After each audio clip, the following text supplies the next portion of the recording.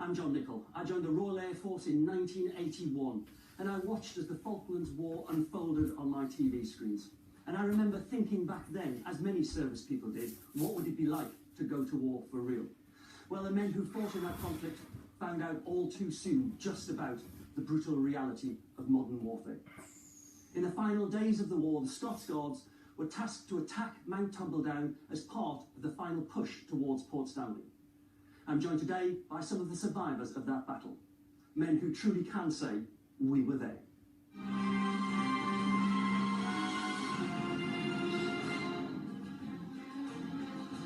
On the 13th of June 1982, the mission facing the 2nd Battalion of Scots Guards was a daunting one, to assault and capture Mount Tumbledown.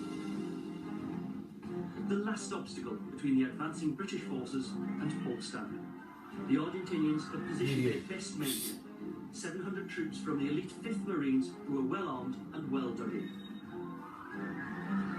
To confuse the enemy, the Scots Guards would launch a diversionary attack south of Tumbledown. The main attack would then be in 3 phases. The men of G Company would be first away from their start line, followed into Tumbledown by left flank and then right flank company. Guardsman Alan Rutherford was selected to join the diversionary attack, along with Gary Nicholson. Guardsman Frank Gilchrist was with G Company. Guardsman Robert Ozzy Osborne was with left flank company.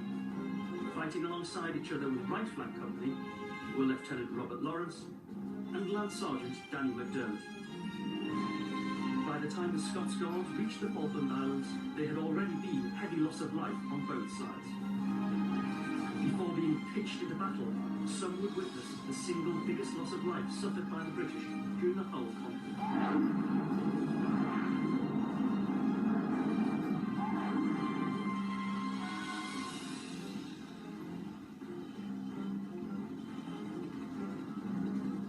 So you land at Bluff Call just before Sir Galahad is hit.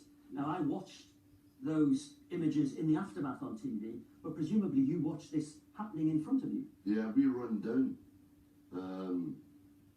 once it had been hit, and we helped get the 2 Welsh guards who were badly burned off the rifle rafts into the sheep pens.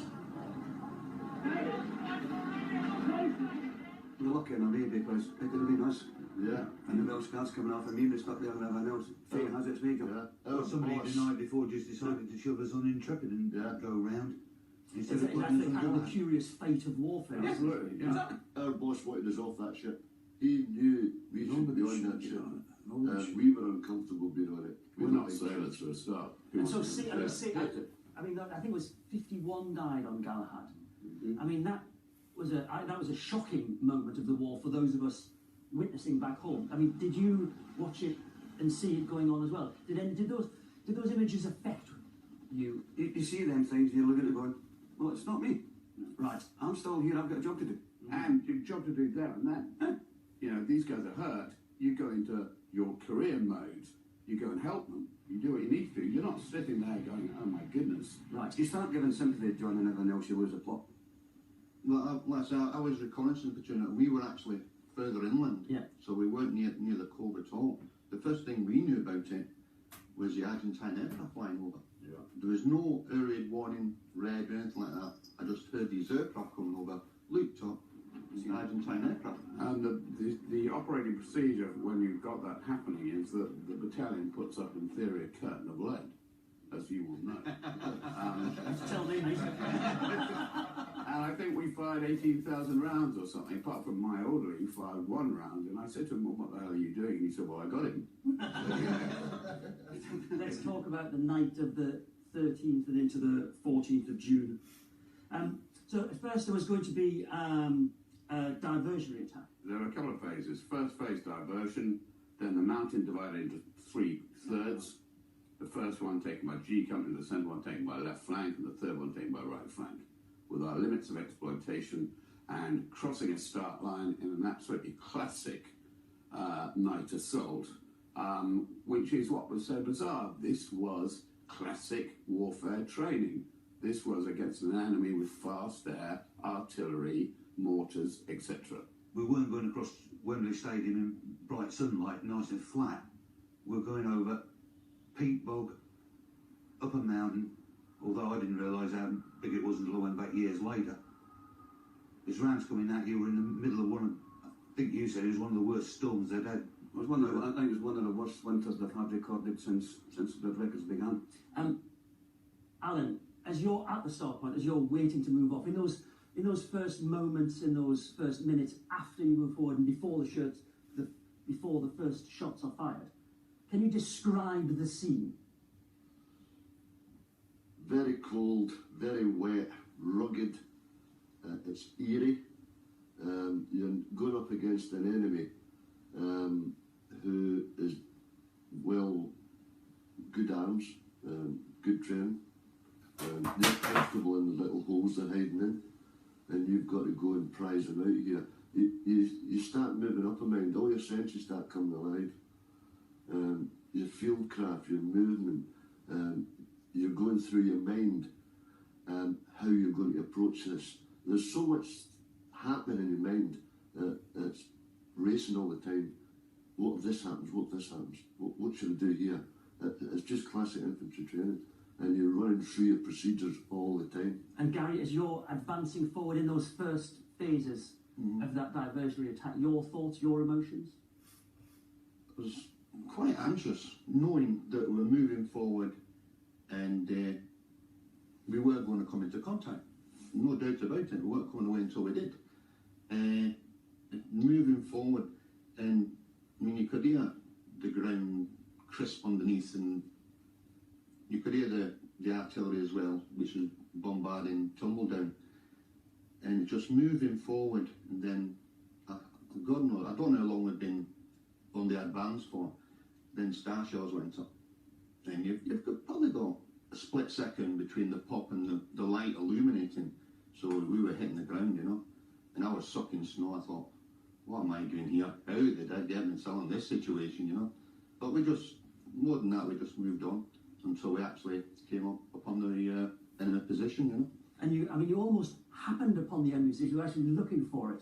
Yeah, 1 minute it wasn't there, and then it was. We were so close on it because we couldn't get there was no depth of vision. We didn't know. It's as if they were sitting at a wee tiller lamp and everyone else and themselves everyone else reading the newspaper. I think they so knew close. something was going on and they were expecting it. Very close. I mean, to the point where we were on them and there was fire coming down. And did it just happen in an instant the first shots rang out? Yes. As soon as the first shot rang out, then more shots started coming. We were in the front of the Sangers, so we were taking quite a pounding. And the whole idea is get as much rounds into that enemy as you can.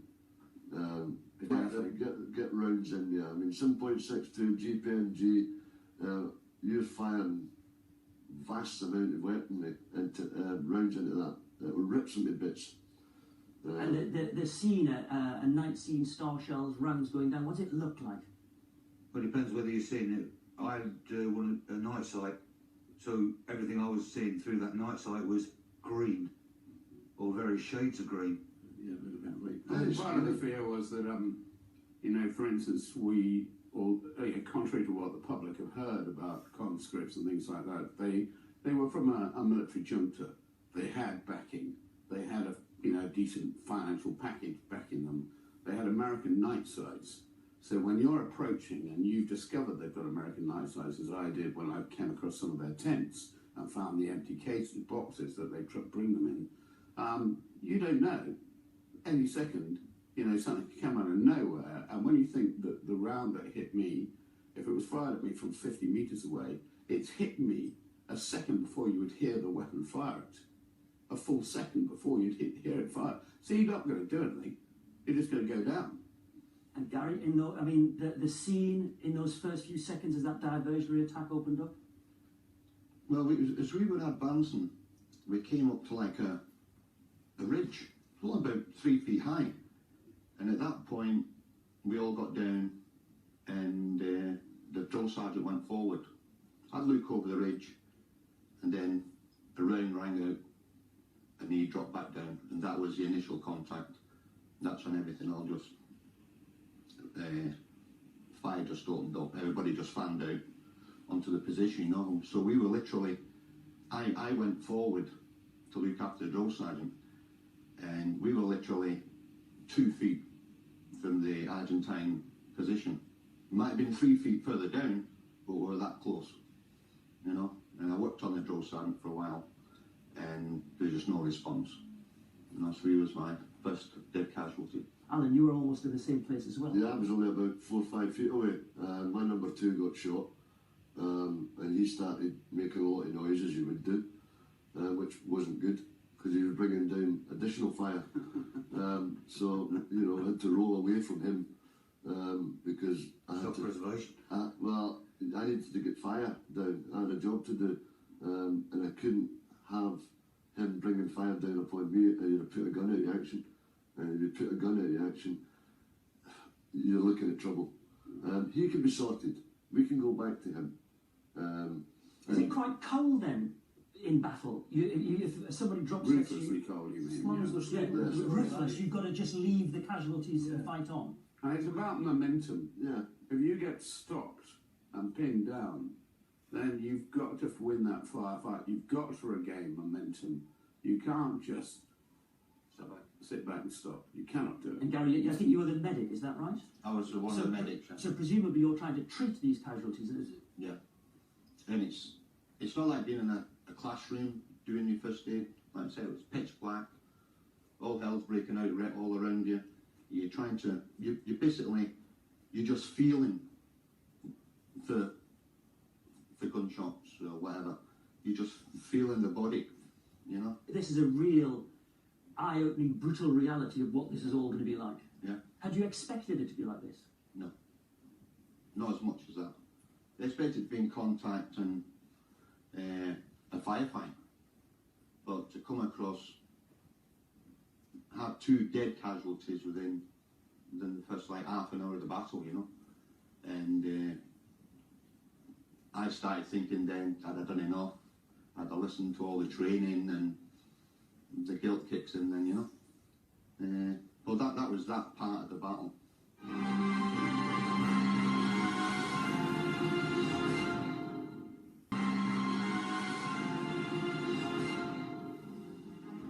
As a diversionary attack raged south of Tumbledown, the Scots Guards made ready for their main assault. 3 Para had already taken Mount Longdon, another strategic high point around the capital of Port Stanley. But for the 2nd Battalion of Scots Guards, perhaps the toughest target lay ahead. The battle for Mount Tumbledown, where the Argentinians had placed some of their best troops. Frank, you are next into the fray with G Company, so what did you see from your perspective as you set off? I remember advancing in the pitch black, because you couldn't see this in front of you. And I never saw any star shells, it was just a mortar straight away. We started getting the mortar, and our sergeant told us to head for the bottom tunnel. And then I can remember being in a sort of gully, like middle bit. And I couldn't even hear any shots being fired or anything. At one point, this sergeant in mine says, and it was meant to be a machine gun. He says, just go out, and my night 6 didn't work. So I kind of crept out with an arm too, switched the night, nothing.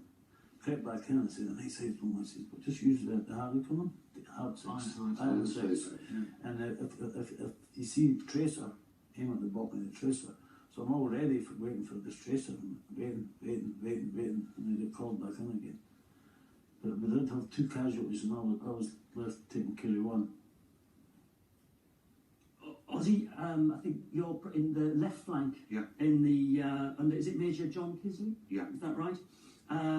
So you're moving forward through their position. Well, they reached their limit of exploitation, and then we went through, and there was 10-15 feet, also no bloody hell let loose. When you say all hell let loose, what does that mean? Well, literally, from dead quiet, to all of a sudden you got rounds going past you,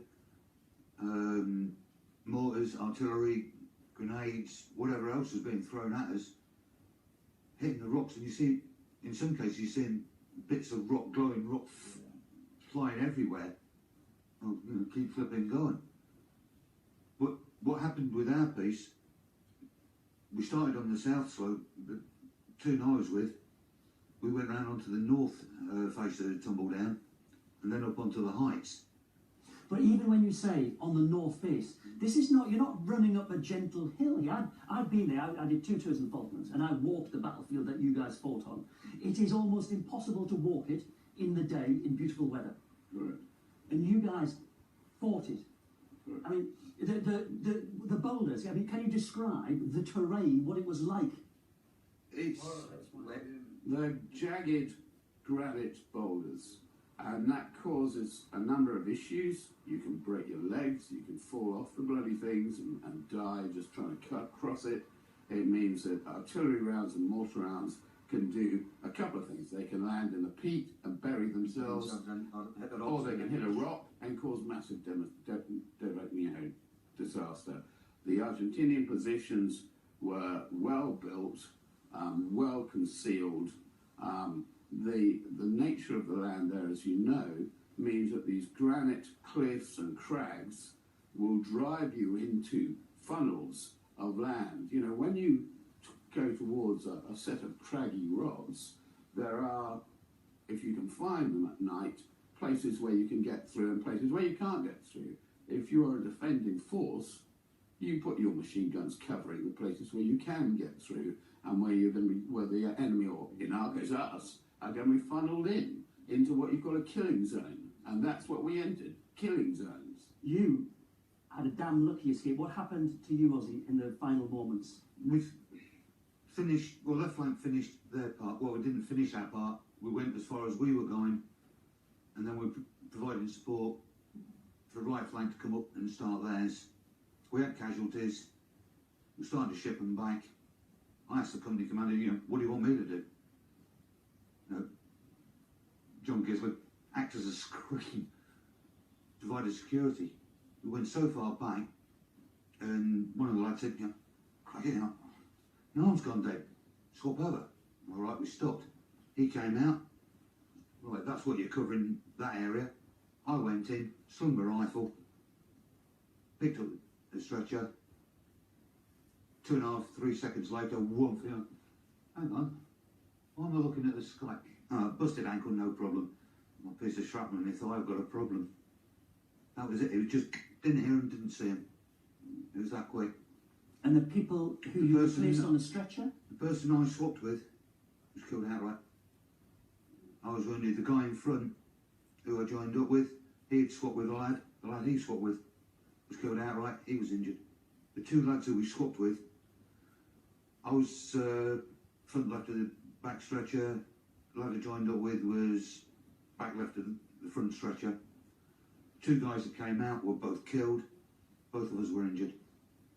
Fine line. Second. Wrong place, wrong time. Well, no, right place, right time for me. Thank you very much. I mean, 2.5 foot from, I don't know, it was an 81 or a 120 mortar. I'm still here. Gary and Alan, you're still out at the diversionary attack and you're trying to withdraw now. And obviously you're trying to bring your casualties out with you because you've got a number of casualties. Yeah. And you hit a minefield. Yeah. Can you explain what happened in those stages when you were trying to withdraw? Well, on the withdrawal, we moved back for about 10 minutes or so, and then the Argentines started following up. We went back into their own position and started following us up.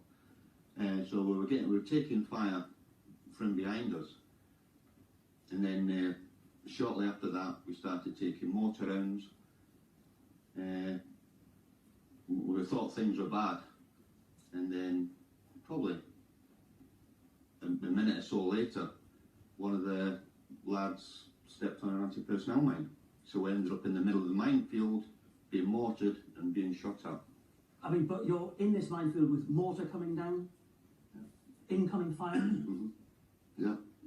Everything that's getting thrown at you from them, you're getting at that Anything time. was dropping short from us as well. You can't get away from it. There's no protection. You're just open ground. There is no such thing as the index, but we're not playing anymore. No, this is coming down, and you're taking casualties, and there's nothing you can do. Nothing. You're open to these weapons. And you actually say that you're going to get through the minefield, you're going to follow a path. I took the bear. What's it about? I took the bear, and I had him in my inside jacket. And So this went to the Battle of Tumbledown? Oh yeah. This was our mascot. I carried it with us at all times, and when we were going through the minefield, I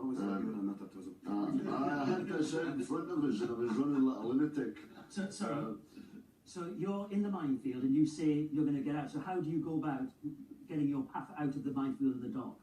All I did was told the lads behind us to follow me in the bear. I'm running, you follow. So I went ahead and just run through until we got to a clear area, and then everybody else followed us behind. Did the bear lead the way? Bear led the way. Yeah, it was a good morale thing as well, because lads are wounded and they're not feeling particularly well. Yeah. So anything that's a morale booster is great, because morale is 90% of soldier. Yeah, absolutely. It was an unmarked minefield anyway, so we didn't know where we'd actually gone through it. So what was the first indication that you were in a minefield? The mine went up, Yeah. Keep going. you know. And the only time we knew we were out of it is when we hit the road and met up with the household division tanks. Yes, the household division. Is there a sense of relief and almost sense of survival? No. What senses have you got is to reorganize. The biggest danger with Tumbledown for the Brits, in full stop, was that if we hadn't completed taking that mountain by that next morning, we would have been in direct line of sight from all the Argentinian artillery in Stanley. And they would have sat in Stanley and called down very accurate fire on us with their artillery. So it was essential that this mountain was taken, and taken completely.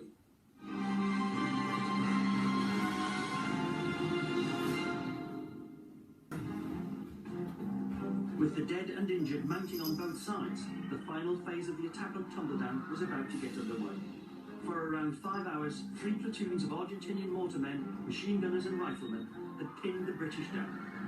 Facing a terrifying barrage, the Scots Guards prepared to storm the mountain top. When you set off, I think 6 a.m, I think your team set off, what was one of the first things that you saw as you were advancing forward? I saw a marked position with a SLR stuck in the ground, and that bothered me.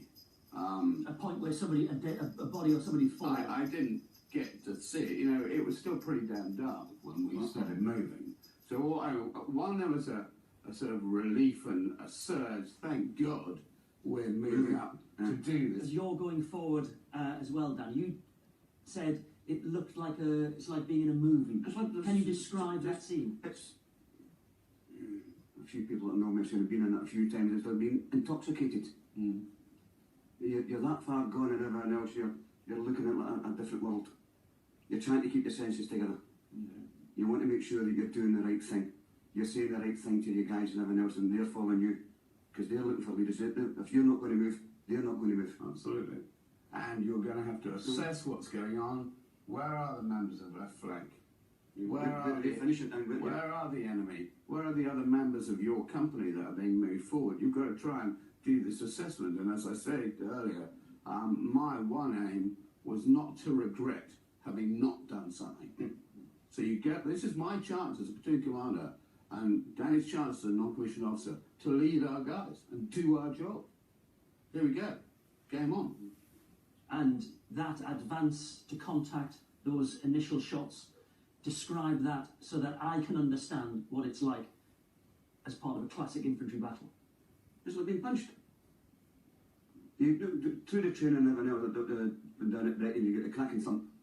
You hear the crack of the rifle, the crack of the round that's going above you, and then you hear the thump from where it's been fired from. But it doesn't happen. It doesn't happen because you're that close. It's like the guys were saying earlier on, you're in the face, John. You've no time for cracking something about. You're too busy looking, seeing, and you've got to remember by this time, it's almost becoming dawn. And we're looking and going, this is going to be daylight shortly. We've still got a good couple of 100 yards to go before we get to the end of our objective. And you've just got to get through it. And as far as we could tell, now I can't answer this, but as far as we could tell, the positions that we were coming forward to engage were the very positions that had managed to hold off, you know, a Scots Guards rifle company in the form of left flank. So they were obviously a good position.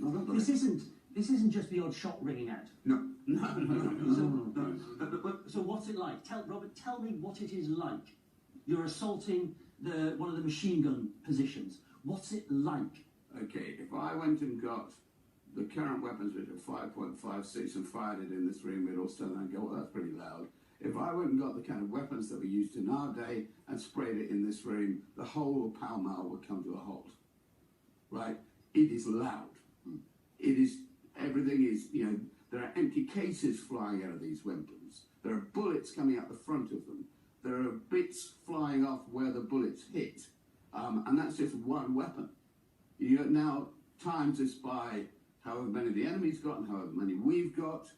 You then bring in artillery shells coming in from ships, which are huge. You bring in artillery shells coming in from the Argentinians, 155s. You know, you bring in British artillery shells. Then you bring in mortar shells. Now you add grenades to it. Let's add some anti-tank rockets in the form of 84s. Let's add some anti-tank rockets in the form of 66s, disposable ones. So, you know, if you want to, you build this concerto, and you start with an SLR, and you work your way up. 10 SLRs, 20, 30 SLRs, add some FNs, add some GPMGs, add some, you know. It's like your Saturday night disco. Is that you remember that as a movie type battle, full on? And you've got to move through it. You've got to. There's no point. You cannot stop and go, my God, and try and assess. You can't. We've been told to move forward now. We get up and we move forward. We first came up and joined the remains of left flank, and one platoon of right flank went in to add fire support with them. At that point, we were informed that it looked like there was a potential approach route onto the enemy that went down the right-hand side, and that we should go and do what was called a classic platoon or company attack, where we go off to one side, and when we're far enough and opposite them, we turn and come up and attack them. We did that. That in itself was the major part of our battle. And we were laying down fire into Argentinians who were running away to make bloody sure that they didn't turn around and counterattack. That was the danger, you know, the potential counterattack. And I can remember thinking, this is a bit odd. I'm firing at guys who are running away in the distance. This is a very different game than that of the perfectly directed, you know, even Saving Private bloody Ryan or whoever. You know, this is just gutter fighting. This is not Queensberry rules. This is gutter fighting. And then I saw Stanley, and I saw the lights on in Stanley, and I thought, what's that about? You know, because one expected it to be like the UK in the Second World War, blacked up, but it wasn't, because of course we couldn't reach them with any aircraft. The next thing that happened was I got a smash in the back of the head, and I thought, what was that? Because it seemed very broad. It seemed to hit from the shoulders right to the top of the head, and I just went down, and you know, numerous things go through your head. I thought, no one will know where I've gone down in between these rocks and this heather and stuff. I'll just be lying there. It's called a bullet. Yeah, it was called a bullet. But I didn't think it was a bullet, because I thought that seemed to, I thought maybe it's a bit of shrapnel that just smacked me. I didn't even know it penetrated. And it was only when Danny got to me that I realised, as I started feeling the blood running into my ears and the blood ran into my eyes, that I'd obviously been penetrated. Did you get a bit of man on it? Why? Whether it was around from our guys behind us, whether it was around from the Argentinians, that you know, I think I believe or I've always believed and said that I ran past an Argentinian. Whether that's the case or not is irrelevant, because the bottom line is we're doing our job as soldiers, and you know, these things happen. And Danny, when you get to Robert, what do you see? What's your image of when you get alongside him? He's lying flat out, back of his head's lying wide open, and he's screaming like the proverbial stuck pig. And he's saying, get the choppers in. I said, where if the radio's working? He goes, we've been there for the best part now in 12 hours. They've been chucking it down and everything else, and there was just no comms. Nothing worked. Jackie Oakes, who was the pipe sergeant, who's also a medic, helped us patch up his head. We then started getting heavy shell. Now, only for the grace of God, because it was soft peak where we were, I'm saying to myself, well, if we take cover and leave him there, or do we try and drag him across there? But by that time it was too late, just lay on top and everything else. But by the grace of God, the rounds came in, and because it was peak, it just went I don't know, see the smoke coming out and everything else, and I'm going, close. If it hit me, he's saying bye-bye at the same time. No, but it didn't. Robert, you're eventually evacuated. Do you end up at Fitzroy at the Green life-saving machine. Yeah, I'm not 100% sure. I'm not 100% sure which one I was taken to. I mean, all I know is that Sammy Drennan, an ex-sergeant in the Scots Guards, by then a captain in the Army Air Corps, which is a sort of equivalent rank, let's be honest. I'm sure you'll be pleased to hear that. Came in and did his job and did it amazingly well. under fire? Under fire. I mean, when you get finally to the casualty station, are they expecting you to survive from that injury? No, they do triage, and that's what they have to do. You know, what is the point in spending 5 hours working on me and losing 4 guys in the meantime? So they just left you? Yeah, put it at the back of the queue. Put it at the back of the queue. 8.5 hours at the back of the queue. Kept on sitting up and moaning, as Danny knows I'm very good at doing. Frank, I mean, I've got a cleaning bill for you later.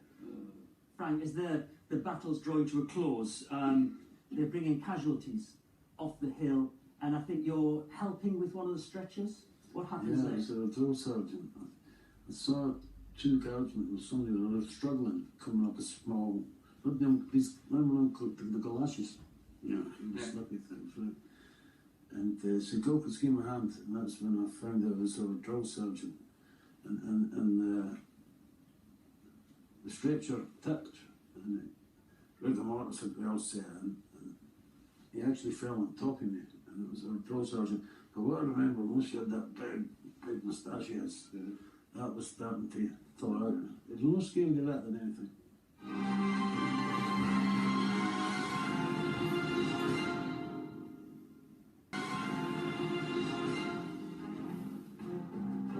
By 0800 on June the 14th, the Argentinian defences had crumbled and Mount Tumbledown was in British hands, 11 hours after the main attack had started.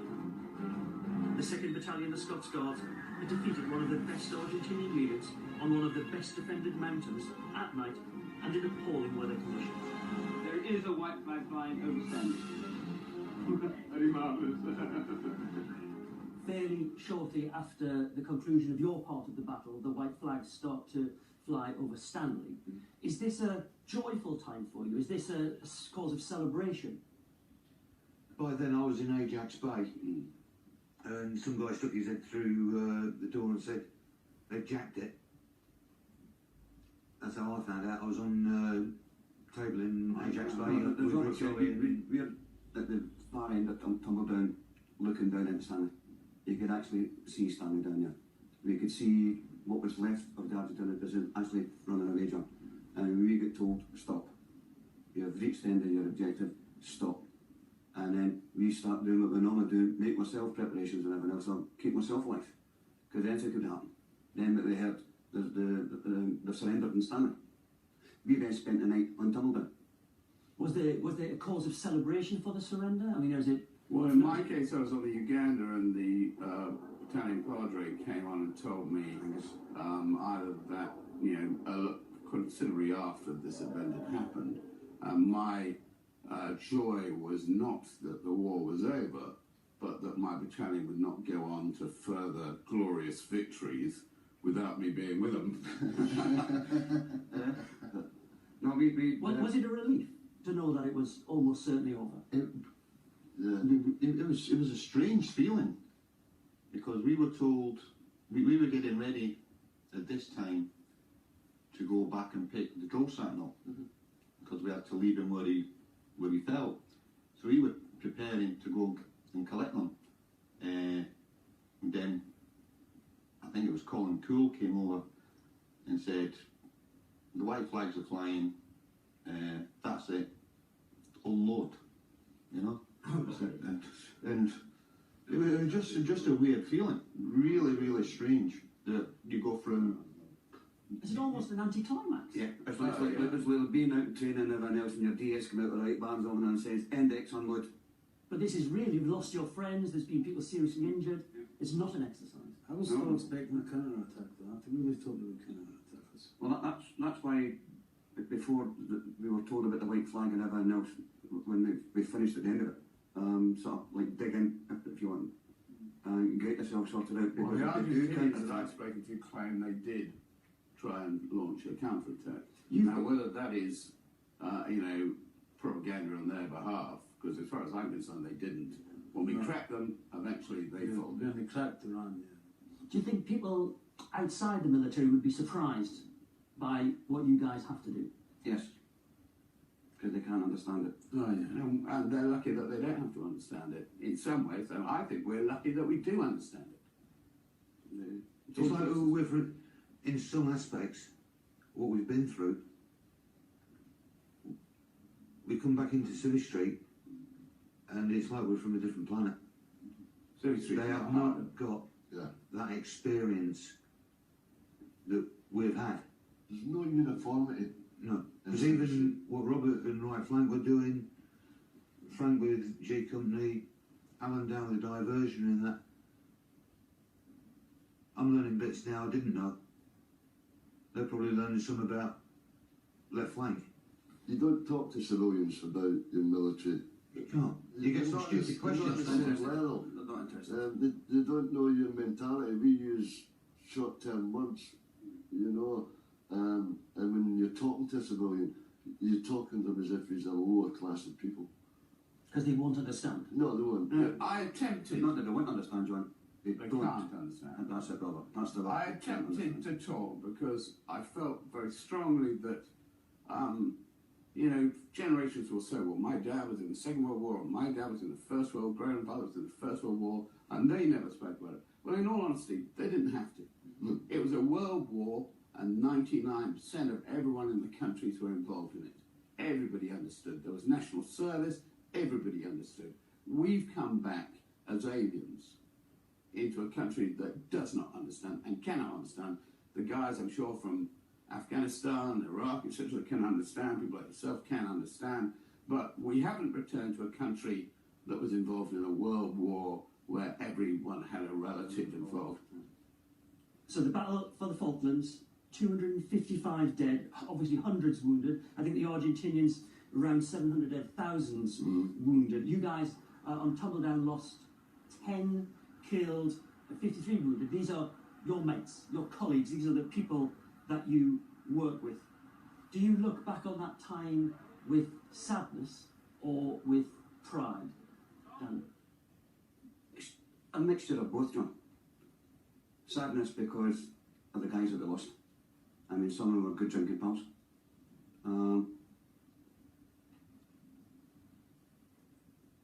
I look at it as I'm lucky to be alive to come away from it.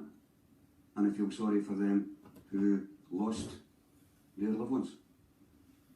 Mother, father, whatever. The battalion done its job, but it was, we knew there would be casualties. You don't know who the casualty is going to be. Proud to have done it, like the guys are saying. Yeah, we wear this with pride. Gary? Much the same as Danny.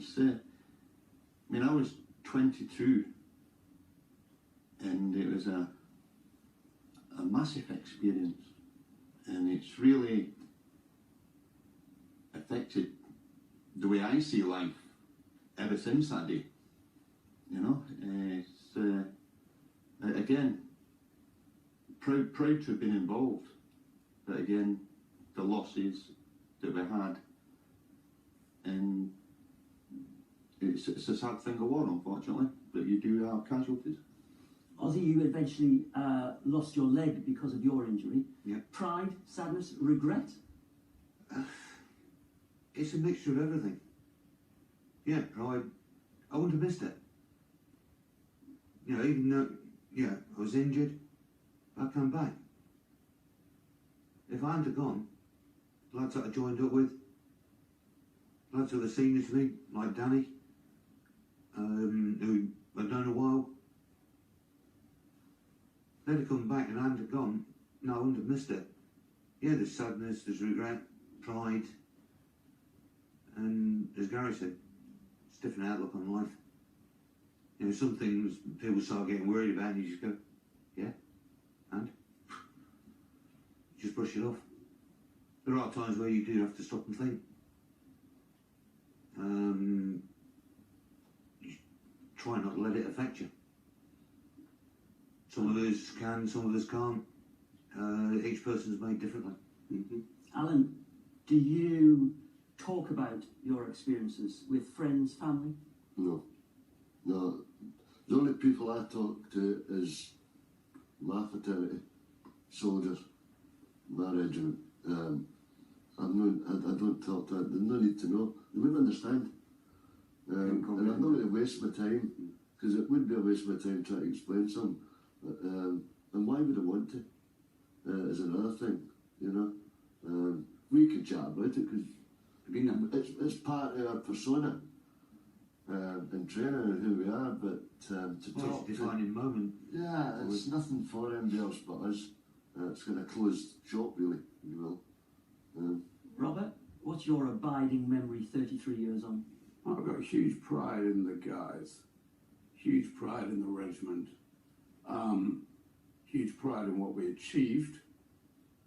I would not change anything.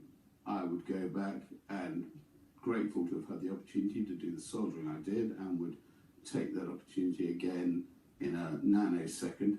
I am ashamed and disgusted at the way our politicians and our country looks after our troops, our returning veterans. I am ashamed and disgusted in all sorts of ways about that. So I have very mixed feelings.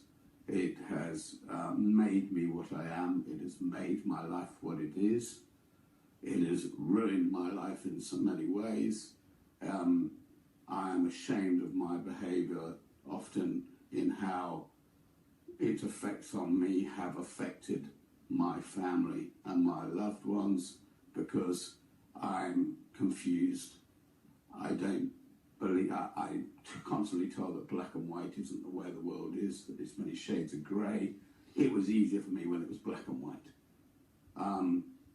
So people have suffered from my attitudes. Not just the soldiers who suffer. No, is it? Was it worth it? Definitely. Absolutely essential. Definitely. Go back tomorrow. And the people of the islands, do not get this wrong. 1,800 people living on the Falkland Islands had 11,500 foreign troops turn up armed to the teeth and told them how they were going to live their life. Made them kneel in their front garden and told them they were changing the names of their streets and which side of the road they would drive on, and all sorts of crass things like that. And those people, like all of us here now, deserve the right to be protected. And we were just those guys that protect them. If we got jumped now by all sorts of Al-Qaeda coming in here to make a big deal, you would expect a SWAT team to turn up and sort them out. And you'll be right as a British citizen to do so. And that's all we did.